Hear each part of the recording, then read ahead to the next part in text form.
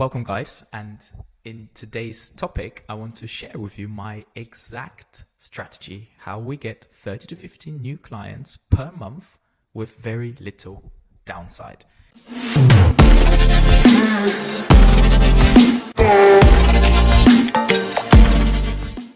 Sometimes in life and in business, things can sound too good to be true. But sometimes in life, you do get what we call a disproportionate effort to output ratio. And this is one of those things. And what I mean by that is, if you're watching this on YouTube or if you're listening to a podcast of wherever you found this content from, I want to share with you every single summer how we generate over 100 plus new patients, and by far is with the least amount of effort. There are campaigns where we run and we spend a lot of money, a lot of time, a lot of energy, and may not necessarily create this amount of output. But if this campaign, executed correctly, can build a successful practice after a successful practice after a successful practice. So I hope you stay until the end to understand my exact framework of how we do that. We're going to talk about the topic of outreach events. We're going to talk about types of spine and posture check events that we find successful. And then I'll go into the exact framework at the end. So without further ado, let's figure out how to get you more new patients. But first of all, what is the actual, why bother with these outreach events? And the whole point of an outreach event, in my opinion, is this, is to engage your local community. Remember, you have a bricks and mortar business. It's not like an online consultancy. For example, with me, with my online consultancy business, I can have a client from the States, I can have a client from Germany, I can have a client from the UK, and my platform is the internet, is this cloud, the bubble. With bricks and mortar businesses like your practice, you've got to understand how to engage in your local community. You're going to learn how to speak to people about their health challenges and get them booked in as a new patient consultation. But yes, it creates more new patients. And this is what we found with these outreach events. It creates a massive brand awareness for very, very little down payment. And what I mean by that is when we do a spinal screening event or when we do a posture analysis, where we go to companies, people often say to us, "Oh, wow, I've been meaning to do something about my back, but now I've seen your clinic and I've driven past it a few times," but that was the final trigger for them to link the brand to the person, the face to the brand. And then because you'll be conversing in a very professional manner, we're going to teach you exactly how to set up these campaigns and how to do them properly. It's going to be of enormous value, not just for you, but for your local community too. So what types of spinal posture and check events we tend to focus on? There are two main types.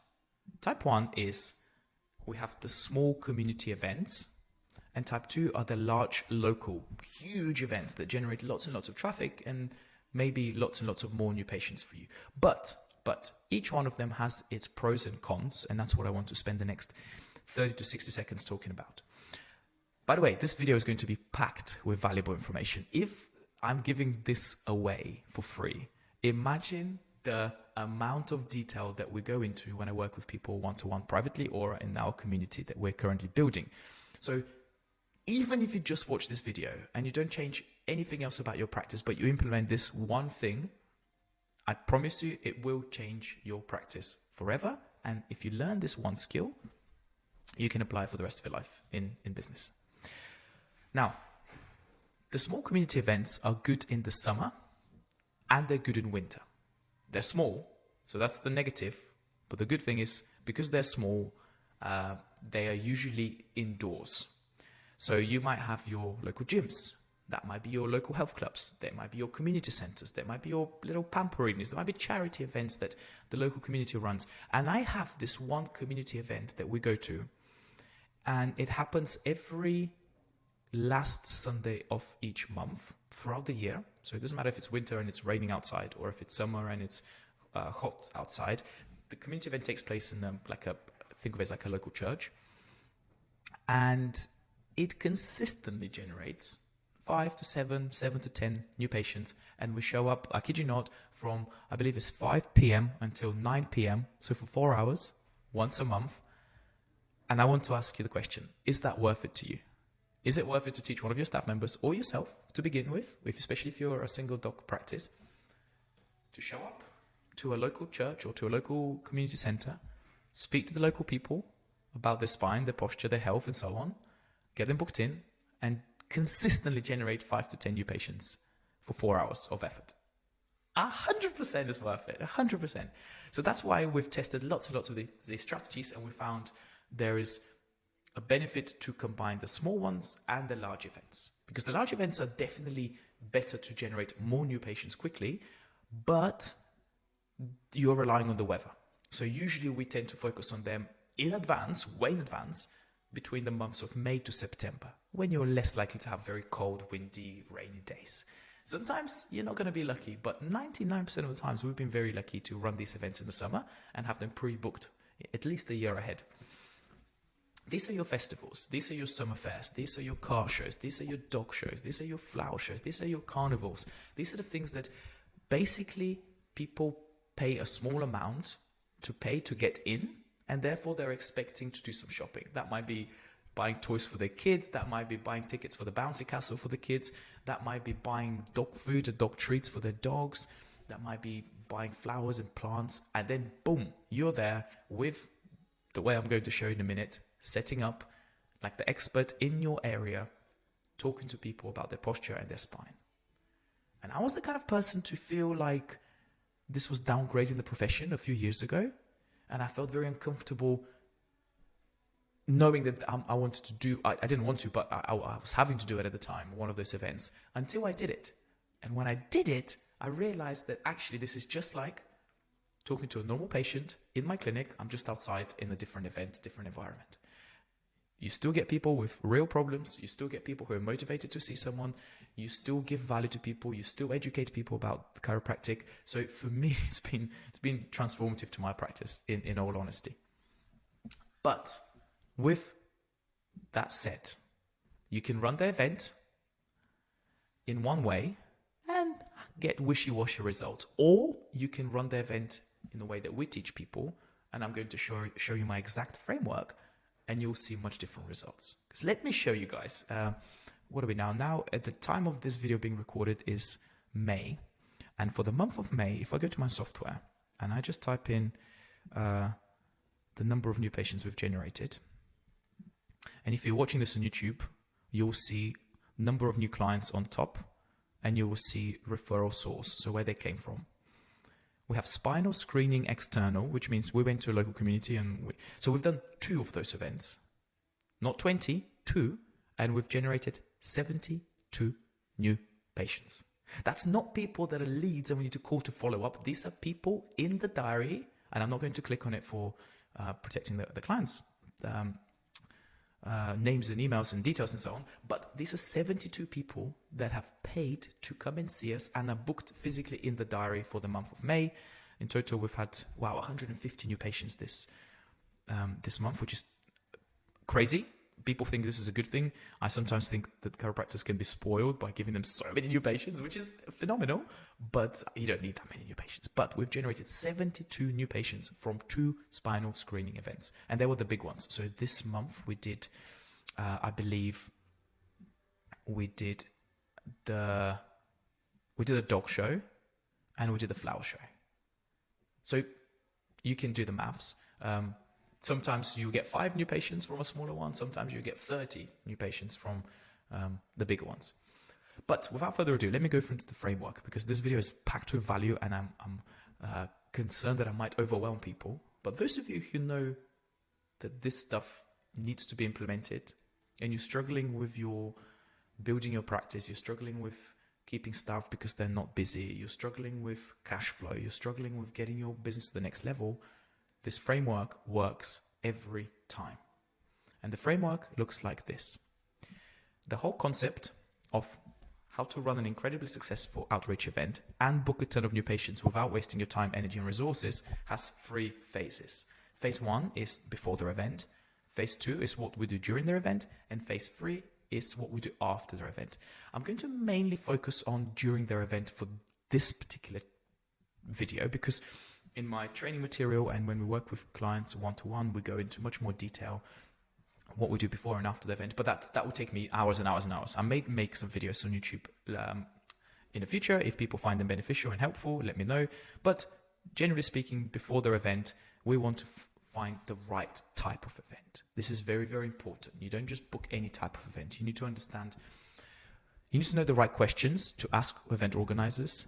You need to know how to secure the event using negotiation skills and things that I'm actually building my community on school. So any of you guys that are interested in finding out how I talk about this, I go into much, much, much more detail in my program that we're building, and people get full access to this. But it will take at least 3 or 4 training videos on just one of these 3 points, and getting the right equipment. So I can show you in a minute what our setup can look like, but during the event, it's very important. So first of all, you need a team. If it's a small event, maybe you can get away with it doing it yourself. You need at least 2 people, because what happens is you get people starting to really queue up when you check one person's posture. And people see that you're doing this and you're assessing the way the cervical spine moves, and then you're linking that to their symptoms, and then crowds and crowds of people start to gather, as I'll show you in a minute in some pictures that we have from our actual spinal screenings we do. And you will need more than one person. You can still get a few people booked in with just you doing them, but I'll definitely suggest, even if it's just your wife, your partner, get them involved. So that's the team. We have what's called the master checklist. And the master checklist is a big document like this. If you're watching this on YouTube, you can see we have like a very strict routine of what we do before the event, what we do during. We have the posture screening 7-step method that I use, and then we have a bunch of stuff that we do after. If you want this, again, this is part of my training, or if you're really desperate and you can't get patients to book in, message me, comment in the comment section YouTube, and I will help you with this and send you this document. Then we have the setup. The setup is super important. It's probably the second most important thing after the type of event that you've chosen. But a perfect setup has, and again, I can go through documents and documents and documents about this, just one campaign. But usually this has evolved. So if you're watching this on YouTube, you'll find that we have a gazebo, we have a certain angle that we position banners. We create banners in a certain way. We design them in a very clever way, because what we want to do is we want to hook people. We want to hook the person that is walking past us with something. And we use different strategies. In this video, you can see that we have green colors, we have stop signs, we have free posture assessment, we have a skeleton, we have a bench. You don't have to go this crazy. These are different designs. And again, this is something I give to my private clients, because we've tested lots of different stuff, and we find that some of the best banners, imagine this is your advertising for your clinic. It's just that your clinic is a gazebo at that particular event. Unfortunately, pain sells. So we've tested things like, would you like to live your best life, or optimize your health? That kind of stuff doesn't work as well. You need something to relate to the person's pain point. If a patient, or not a patient of yours yet, but if someone who's a potential patient is walking past you and they have hip arthritis, or they have knee pain, or they have shoulder problems or headaches, and that's not listed on there, and you're just saying, oh, feel pain-free, optimize your life, live your best self, it doesn't really speak to the person because they're in pain. So we found that testing different marketing strategies and different graphic designs for those banners works well for us. But yeah, this is really, really important, the way we do the setup. So you can see here, if you're listening to this on the podcast and you're not watching the video, we basically have a ton of people waiting to be assessed by our chiropractors. This is very recent. We did this a few weeks ago, and it works wonderfully well. And then the final part of this during event training that I do, and I want to share with you guys, is my framework, my HEEC framework, the HEEC framework. And that is something that I had to simplify for my team and for myself, because there were so many things that we were doing wrong when we first started doing these. But then we've refined them to such a masterpiece that now our conversion rate of stopping someone, talking to them and getting them to book in is extremely high. And that's very difficult to achieve on these kind of events for most types of practices. So H stands for hook. How do you hook someone? This is where we use our visuals. This is where we use different cool little techniques and strategies to ethically bribe people. The E is for how do we engage? There's a couple of things we do to actually highly engage people to start a conversation with us. The second E is for empathy. That's where people start to talk to you about their problems, how it's affected their quality of life, how they've had it for a long time and no one has been able to help them, which leads to then the third E, which is you being the expert. You giving them your experience and expertise in your field of practice that potentially you can help them. And it's definitely worth having a checkup. And the C is probably 80% of the work is the close. How do you get someone to actually book in? Because you could have given them so much information, you could have given them so much value, but unless you book them in your diary, you're not going to change their life. So we teach people as well how to do the close. And then the final step is the after event. We have, again, a certain framework that we follow. So if they booked, then we have a confirmation procedure done by the clinic. If they didn't book, then they're entered into this email funnel sequence that nurtures them to eventually potentially become a client of ours.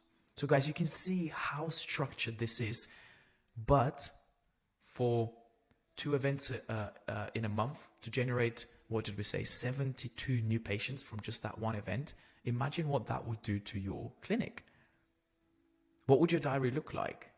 What would your turnover look like? How many more people will you have introduced to chiropractic?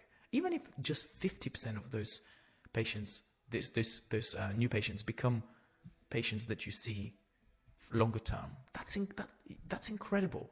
That is absolutely incredible for the amount of time invested to get those people to book as a new patient. So I strongly recommend doing these external spine and posture assessments, but it's how you do it. It's not just what you do, it's how you do that marketing campaign, which is why we're so regimented about how the follow-up and the master checklist and how we do the setup and how we do the close and all this stuff that actually I go into much more detail in my school community.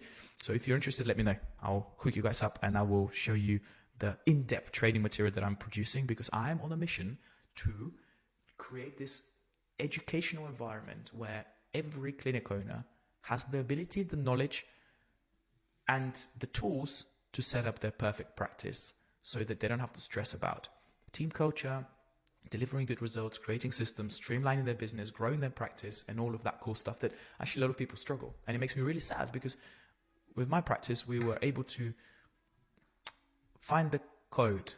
You know, we exited the matrix of small chiropractic business that struggles, and we've entered a new field where it requires us to always innovate and push, and we record it. And I wish someone showed me that when I first started my clinic and my practice. So my aim, my mission for the rest of my life is to just create the most complete playbook of how to set up, how to scale, and how to streamline a chiropractic business. Guys, I hope this video was valuable for some of you. I know that we're still very early with the YouTube channel and the podcast. If you watch this video now, and if I had 20, 30, 50,000 subscribers and half of them took action, we're going to change the chiropractic world, for sure, for sure. So, as always, let me know in the comments how I can make these videos more valuable for you. If you choose to find out how we can work together on a different level, contact me. There will be a link in the show notes. I'm offering I do these clinic audits for free, so I can understand a little bit more about your business. I can ask you questions about what you struggle with, where you're trying to get your business to. And then if we decide to work together, I literally open the curtains and you can see behind the scenes of how I run my business, and I'm documenting everything, and I'm sharing all the standard operating procedures, all the IP stuff that we've generated for years and years and years to have a business that runs itself to 7 figures without me having to necessarily practice in the business. Guys, thank you so much for watching, and until next time.